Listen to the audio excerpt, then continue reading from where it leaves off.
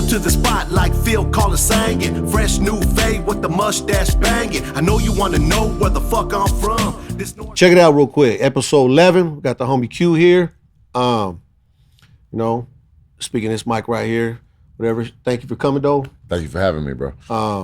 So yeah, I want to start off at the beginning. I always start off. I got this dialogue with how you. Where'd you grow up at? I grew up in Pittsburgh. It's a little city in the East Bay, about 25 minutes east of Oakland. Okay. And a little small town next to Antioch.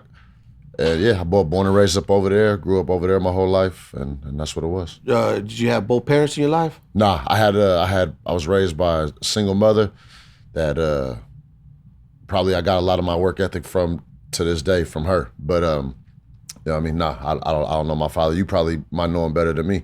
But, So just my mom, strong one at that, raised by my grandparents, and you know how that is. Yeah. Okay. So did you get in any trouble as a juvenile? As a juvenile, one time when I was like 16, I went to the hall on a pistol charge. Was there for a little bit. Mom's called the rollers on me behind me not wanting to go to church. Oh, okay. She flushed my weed. Because I didn't want to go to church. Yeah. So, I walked out the house with my banger. Like, bro, to be honest with you, Mister, I don't know what I probably wasn't going to even do shit. You know what I mean? Yeah. But I was just pissed. Grabbed it, walked out. Mom seen me, hit the boys on me. And man, I relate to that. My first time going to juvenile hall, my grandma told the cops to take us. They were gonna just release us in her custody and shit. You know what I mean? She was like, "Nah, I'm tired. I can't handle him." My first co-partner was my uncle. Yeah. He's 2 years older than me, so I relate to that shit. Yeah, remember back in the day, it was like that. They could just go ahead and take the kids for a couple weeks and shit. it turned into about 3 months all the way around the board with time in and then ankle monitor. But shit is what it is. Yeah, man. So okay, and as an adult, did you end up getting in trouble as an adult? Yeah, I at 19 went into the county first time, did the county year, got a 3-year joint suspension.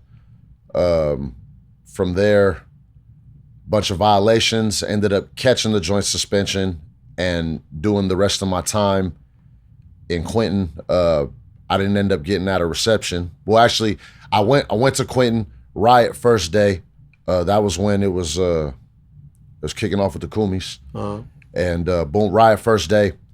Went to the hole. I was in the hole for about 6.5 months. Sent me back to reception. I paroled maybe about a month later. So you stayed in there a total? That time I was a total about 8 months as far as in West Block. I was only supposed to do like 4 months, I think, bro. But you know how the paperwork takes how long to go through all that. Yeah, you know what I mean? And so I ended up being there for about that. So you ended up going back though? I went back. That was majority of my time. I probably did. I ain't gonna lie, bro. I couldn't stay home for shit, bro. Yeah. I couldn't stay home for shit. Like the first time, boom, I ended up paroling. That time I came out for 10 days.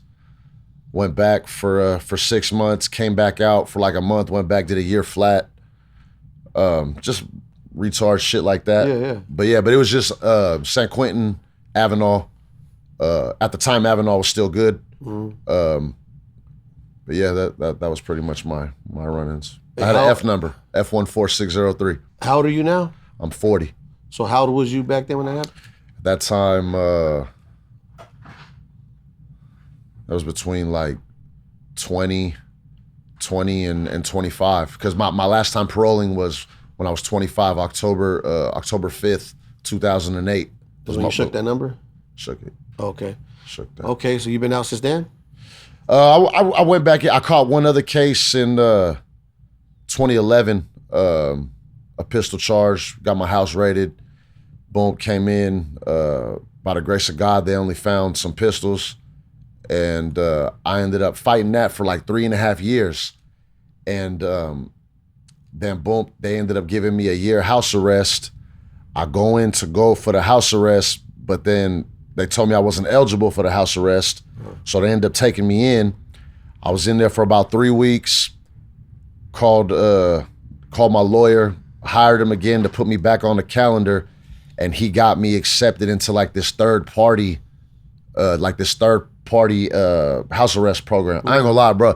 That was the coolest fucking thing I had ever been on in my life with that, bro. Because this motherfucker was pretty much just like, right from the jump, he was like, I'm gonna tell you how this is gonna go bad for you. He's like, the only way this is gonna go bad for you is if you don't pay me.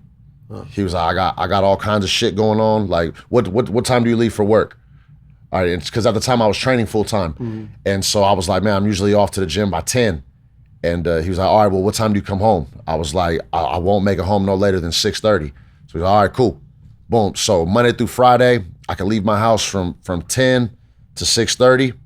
Even if I got there a little bit later, bro, he never sweated me. Like, never sweated me. Saturdays I couldn't do shit. Sundays, I had from 9 a.m. to 3 p.m. to go do like whatever I want. I used to go with my family, like farmer's market, or go get all my groceries for the week. Yeah. And but I knew it was ill though. As soon as he told me, like, only way this ain't gonna work is if you don't pay me. But I chipped him off like 8 months from the jump. Hell yeah. I was like, nah, we gonna be all right then. Yeah. Okay, so when you got your house raided and shit, was you expecting it? Nah, bro. Nah. So talk about that feeling when that happened. Did it feel like you know, like, damn, like, was that really unexpected? Was it a fucked up feeling? Bro, when they want to get you like the way that it's happened to me twice. When they want to get you like that, you're never gonna see it coming. You're never ever gonna see it coming. The second that you think that you see it, I promise you ain't seeing the big. Tell me about it. You ain't seeing the big thing. You're not. And bro, on this particular time that we're talking about, I was coming out my mom's house. I'm fucking boom, normal day. I stayed at my mom's that day. Coming into my car, boom, getting into my car, light my joint. Normal day, bro. Turn the music on, everything good. Backing out, everything good. Driving up, I maybe drive about 15, 20 feet. And then, bro, I don't even know how they did it, but out of nowhere, just blocked me off out of nowhere. They came, ripped me out the car. And you know how that goes. They ran up in my mom's shit. You feel me? I felt hella bad, you know what I mean? Like, they had to kind of deal with that shit. I thought they were gonna shoot my dog. Thank God they didn't shoot my dog. Yeah. But yeah, and then from there, they took me to my other spot. They took me to the spot where they really wanted to hit. Yeah. And no, thank God, bro. I got blessed that day. I'd probably just be coming home right now if they would have found everything in that crib. Man, so it sounds like you had like I think all the warnings you could get. You know what I mean? All the chances you could get. Definitely. You know what I mean? As an adult, you know what I mean? It always really in the end boils down to somebody telling. It always comes down to that. But yeah, those are my two experiences, bro. Controlled buys, came through the house, hit me with the controlled buy, and then from there they get their warrants, and then from there they do what they do. Yeah, well, that's good, man. No, it wasn't good. No, I mean, you know what I mean. You know what I mean? Like, you survived it, but absolutely. Before we get into your big successes, like you said, you training? Yes, sir. So I paroled October 5th of 08, and I was at a friend's house, and I'm seeing all my homies kind of like give it up to this one dude who's talking about he does all this fighting shit. Yeah. And they're all like people that I had a lot of respect for. Like, I see him like giving it up to this fool. And I'm just like, okay. And I had like a little conversation with him, this and that. But I'm just seeing it. So I was just like, yo, no disrespect to who I'm talking about, because really I like my life has changed because of him. You know what I mean? But I was just like, yo, if they're giving it up to him like this, and if he's really as good as they're saying he is, I know he don't got inside of me what I got. Right. So like I can really do this then. You know what I mean? So I asked him. I asked him and inquired about it. He laughed at me, thought I was playing. At the time, I didn't take it so funny. But now I understand, because, bro, motherfuckers always coming at me telling me they gonna train, they gonna do this, they gonna do that. Yeah. They never come. Or they come one time and they never come again. Yeah. You know what I mean? That's usually how that goes. But I wasn't like that, bro. I asked him, he told me where. I came early, and I came every day. And I did that shit for fucking 12 years. Yeah, I just notice your ears right now and shit. Yeah. You know what I mean? I wear these motherfuckers with a badge of honor, bro. Like, a lot of things in life, you can fake it till you make it. Yeah. But these ears, you can't fake this shit. Yeah, man, that's You know a what I lot of moving around on the ground and stuff. Yeah, well, I mean, it's a. To be honest with you, the first time I ever broke the cartilage in my ear was from Muay Thai, was from kickboxing, from the clinching and motherfuckers grabbing on my head and trying to knee me and shit. Yeah. So they grab my shit, and like every time when they're grabbing my shit's flipping. You know what I mean? So a mixture between that and getting roughed up on the mat. Right on. Oh yeah. I tell people all the time. I says, man, you know, everybody walk around with this tough man complex and shit. You're gonna run into some little ass dude that knows, you know what I mean? And that's the last thing you're gonna want to be wrapped up by a little ass dude, you know what I mean? Yeah, you know, the thing though, and the ones that are actually really true to what I'm talking about, bro, the last thing I'm ever walking around with is a tough man complex. Yeah. Bro, I don't want none of that. Like, bro, I get punched every single day. You feel me? I get slammed every single day. I got to fight somebody off choking me every single day. So when I come out, bro, the last thing that I want to do is kind of go there. You know what I mean? And not only that, but, bro, I don't get no points, bro, for beating somebody up out here that don't train. Yeah. You feel me? I'm a bully at that point, Yeah. and that's not what I am. No, but I warn people because people don't even give the purpose, like people like you guys, the option to even turn it down. Sometimes they're just very disrespectful, not knowing who they're talking to. You know what I mean? It's like, you know, you have no choice but to defend yourself. You know? Yeah. The defend, yes, but in the same time, sometimes, bro, you just gotta cut a motherfucker a pass, even on him not knowing no better. Like you just be like, all right, bro, but in your head you like, yo, bro, like you ain't lucky, knowing. like you lucky, bro. Probably gonna tell on me anyway. Yeah, for sure. All right, so where did the whole business thing come out with the Backpack Boys? So it started in 2016. I didn't want to sell dope no more. I didn't want nothing to do with that shit no more. I had developed a conscience. Seemed like almost overnight. You know what I mean? For the longest time, I was just on some like, if they're not gonna get it from me, I mean, if they're not gonna, it's either me or somebody else. Like, I'm not doing nothing wrong. Yeah. You know what I mean? I'm not doing nothing wrong. And I overnight, bro, it changed, and I didn't want nothing to do with that shit no more. And I just noticed, bro, I was never getting ahead, like how I really wanted to get ahead, or like how I envisioned myself getting ahead. I was always taking an L some way, shape, or form. Whether someone stole something, whether I'd front somebody something, they got locked up and lost it, or just a bunch of shit, bro. Like, I could never get ahead.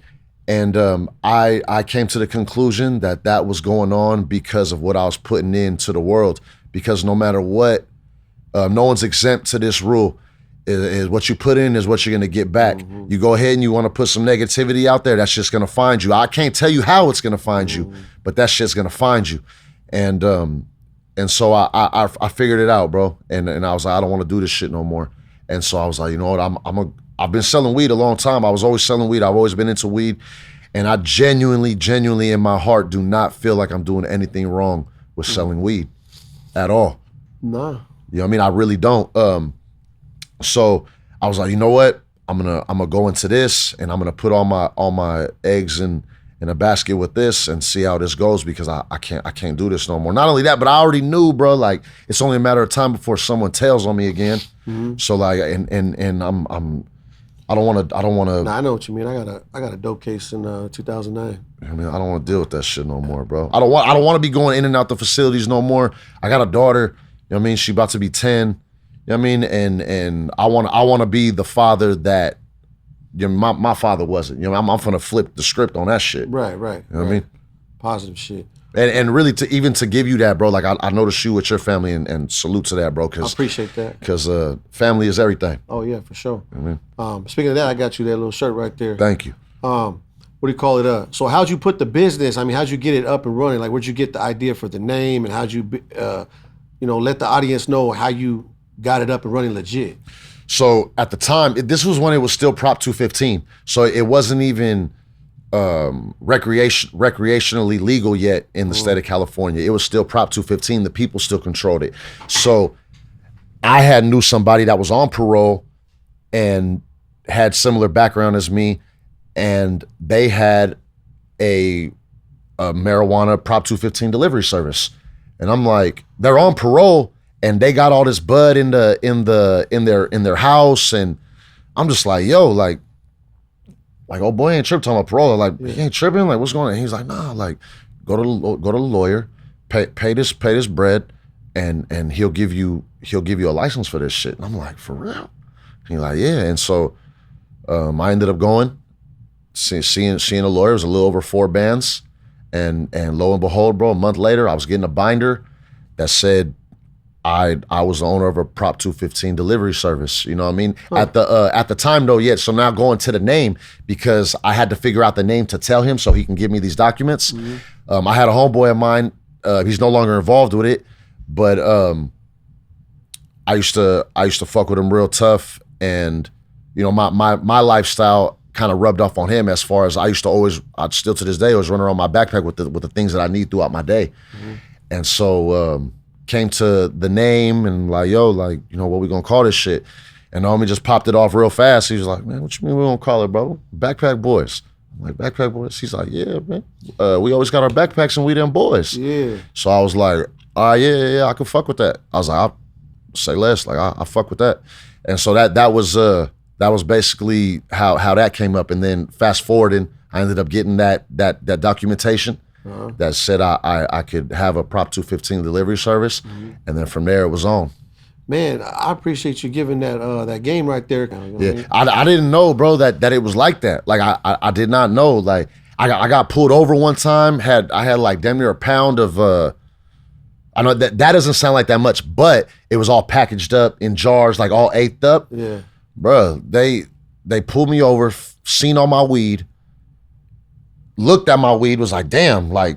And you got some shit. Gave it, but have a good day, Mr. Casada. Like business. That's and all I'm just like, yo, like, shit. And on that, I was just like, okay, like this shit is for real. You can move free now, man. You can put some thoughts in it without being paranoid now. So you started brainstorming and shit, because you did do a lot more after that, right? Let's talk about that. No, absolutely. Well, really, I was doing that, boom, going. But what really made me go all in, because I was still going to the gym and doing that part of my life real heavy. So I wasn't I was all in, but I wasn't all the way in, because I'm still going to the gym a lot.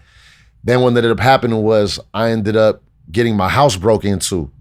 I ended up getting into my house broke into and it was from a really close friend of mine, bro. After all was found out and everything. And nah, but you know what, it's like that, because now look at me now, and he's busted up, bummy as fuck, right. Don't got shit. You feel me? And we could have made a whole lot of money together, and look at you now. Mm-hmm. Feel me? Look at you now. And that's what I mean by you put some negativity out there, that's just gonna run back to you. You know what I mean?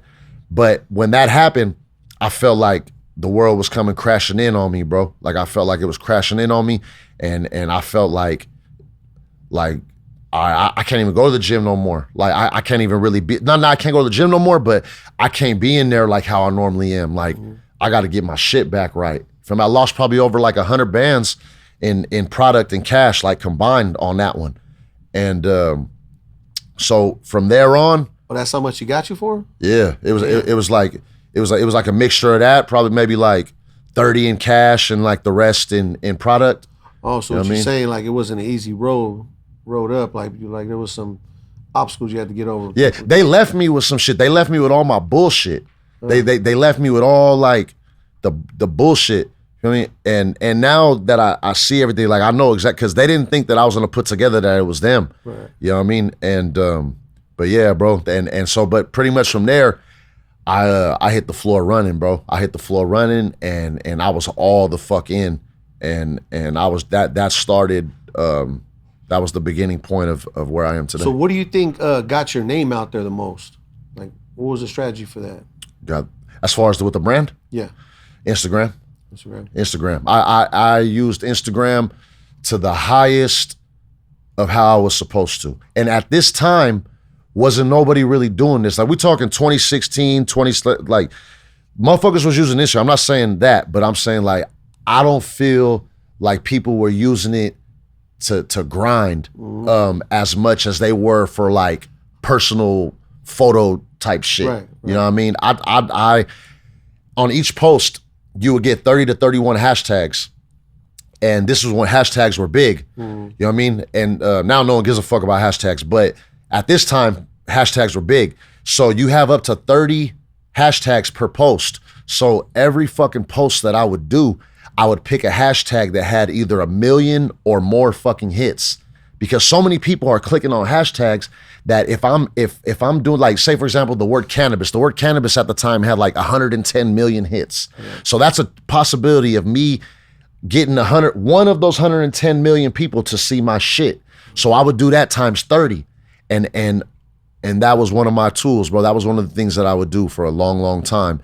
On top of just posting all the time, always trying to be in people's face with it.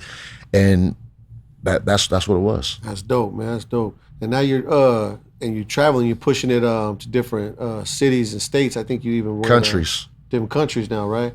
Let's talk about the countries you went to with that. Like, how's it feel when you go out there with them? Bro, it's to go to other countries. Like, don't get me wrong, bro. I love it going to the other states here and getting the love that I do. But it just feels the same still, right? It does. In a way, because it still hits different, because like these are motherfuckers that are from nowhere around you. You know what I mean? And they fuck with you the way they fuck with you. And it's even crazy because some of these motherfuckers that have never met me a day in their life, they from up that they'll fuck with you tougher than the people that have known you your whole life. Yeah, you know what I mean? true. They'll support you more than the people true. you've known your whole life. It's they funny. got no ill feelings towards you. You know what I mean? But that's what it is. But as far as going into the other countries, that's just fly, bro. It definitely makes me feel real good, and it just hits different. You know, when a motherfucker comes to you showing the love that they do, but y'all can't even speak the same language. Motherfucker coming up to me talking in German, and I'm like, but he knows Backpack Boys, he knows Casada, and it's love. Feel me? Like, so you got your product in these countries? There's definitely product in Germany. There's definitely product in Barcelona. There's London, Amsterdam. What's all the spots your products at? I mean, as far as in the States, like, I mean, pretty much everywhere that's popping in the States, like it's gonna be there. In Europe, you know what I mean? Like the known cannabis spots out there, like the bigger ones, Amsterdam, the UK, Germany, Ireland, Barcelona, Switzerland. So how does that work? How you get your product to them? Are they just doing their own product and just following your dialogue, or using your stamp, or? You know, if there's a will, there's a way. Okay. You know, if there's a will, there's a way. And but they also got this thing that's called GMP. It's like global manufacturing, or like it's some shit like that, to where these other countries are now able to cultivate and send it all around the world to the other countries that are there. Like Colombia's one, Canada's one, Germany will be one. I believe there's a few other places in South America, that Argentina, that's some. But yeah, that's the new shit. That Thailand, that's the new shit that's going on. All right, well, shit. Talk about some of your experiences with this, like being up on like I mean, as far as your strategy with the money, are you climbing more, or are you just leveling with it, or? What exactly do you mean by that? Like, are you reaching out? Like, what's your plan in the next month or two, or this year? You know what I mean? My plan is to continuously go up. I'm never a bozo with my money. Anything that, like now, you know, people see a certain image now, and what you see now though is due to countless hours of what you haven't seen. Right. You know what I mean? Sacrifice, fucking ramen noodles, fucking every single bit of sacrifice. Air mattresses, leaking air mattresses, the ones where you fucking wake up and your just feet are in the air still. Yeah. You know what I mean? Like all that shit, and that's why it's gone the way that has gone, bro. Like I still to this day, like if I make a stack, I'm probably gonna, if I make a stack, I'm probably gonna put up 9. I'll probably keep a bird in my shit, and by the time I'm done spending that bird, I done had something else, and I'm putting something else up. Yeah, that's what I'm trying to hear, because you know, I want my audience to the people that support, subscribe to this channel. I want every post, every episode to be something like motivating, you know, and some kind of game for them. You know what I mean? Every single thing that I've obtained, bro, has been due to that. I had to spend a stack to make another stack. Never got no handouts. I never had no big homie trying to help me. I never had nobody trying to do shit for me. You feel me? I've only had people trying to take from me. You feel me? In a sense of like some, whether it's sneaky, like, or whatever the fuck, you know what I mean? But like, I've never had no one trying to help me, bro. You know what I mean? So, and when it's like that, that's the only way you're gonna win is by doing what I just said. You feel me? Like you gotta stack, you gotta sacrifice, you gotta realize that it's not gonna be fun a lot of the time, but you also gotta know like you're taking this sacrifice so it can be funner in the future, or it can be better in the future. You know what I mean? Nothing of true value is made or organized within a small amount of time. Anything with true value, the type of value that I'm trying to withhold, you know what I mean? That's right. So how's your mom feel about all this now? She proud of you now? Hell yeah, bro. My mom's my number one employee. She's the highest paid, least working employee. You know? Yeah, man, I had to bring that up because you went through some shit with your moms and all that, and now she sees what's going on, and that has to make her sleep real good at night. It is, but you know what though?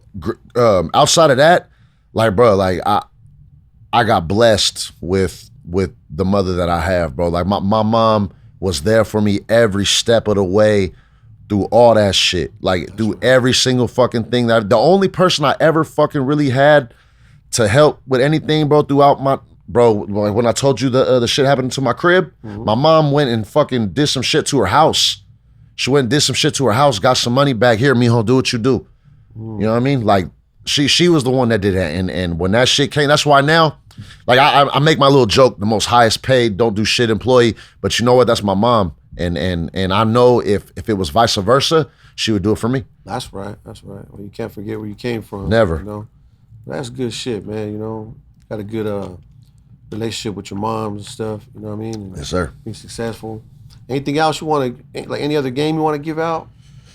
You're giving hella game right now. I mean, really what it is, bro, is you just, as far as if you want to be successful in anything, you have to have tunnel vision, my boy. You have to have tunnel vision. You can't let the dumb shit interfere with it. And like I said, you just got to know that sacrifice is going to be a big part of it. That's right. It's going to have to be. The second that you think it's not, you done already lost.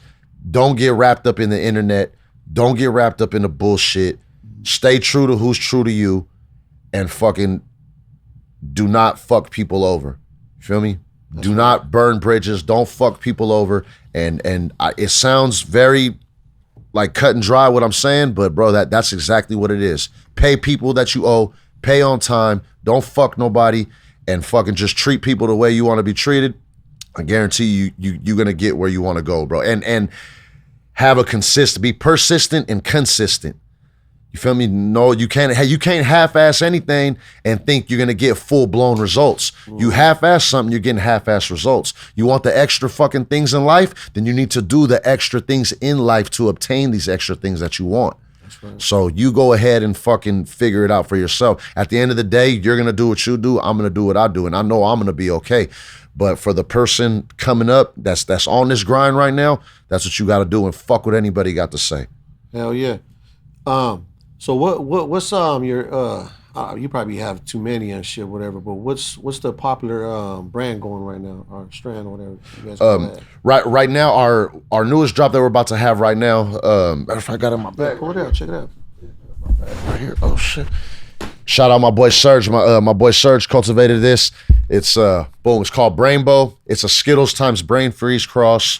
And bro, you remember what cartoon this is from, though? Let me see. What's this? Let's see if you remember that. What's this? The only thing I could think was Garbage Pail Kids or something, man. I don't know. Ninja Turtles. That was the brain from Ninja Turtles. Oh, okay, that's right. But so where could they get that at? They could get this. People's gonna see that whatever you pulled it out, they're gonna want to know where to get that now. Yeah, well they can go get this at all of our locations. Also, for like some people will probably be like, oh well, you don't have no locations right now up north. Which actually, May 4th, this coming up Saturday, we're opening up our first Northern California location in Atwater. And I know some people be like, bro, you from the Bay? Like, why the fuck you ain't have one in the Bay? Chill. If you don't think that I fucking want one in the Bay, you're bugging out. Like I want to have one in the Bay. The right opportunity just hasn't fell in my lap yet, and I'm not in a rush to do anything. You feel me? If there's one thing that I have learned, or you can't rush anything, not to even, you can't rush greatness. Now, I'm not even talking about like me, but like just in general, overall greatness, you can never rush it. It can never be rushed. And so, you know, throughout my whole time of all this shit, bro, shit's falling in my lap when the time, when says it's time, you know what I mean? Yeah. So that's what it is.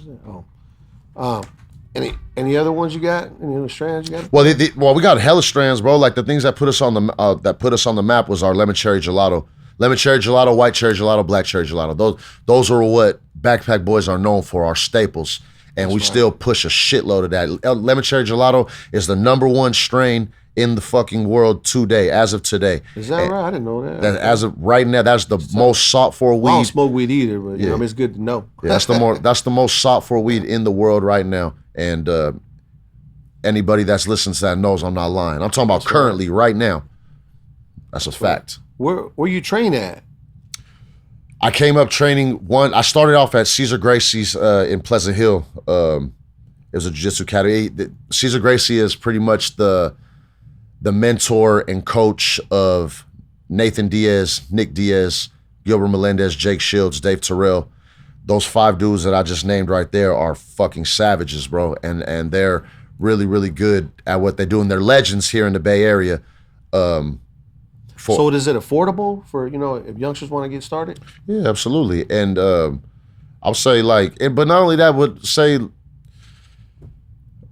so from there, I went to San Francisco. I was training in this place called El Nino Training Center, and that's where I did a predominant of the rest of my training when I started going professional and so on and so forth.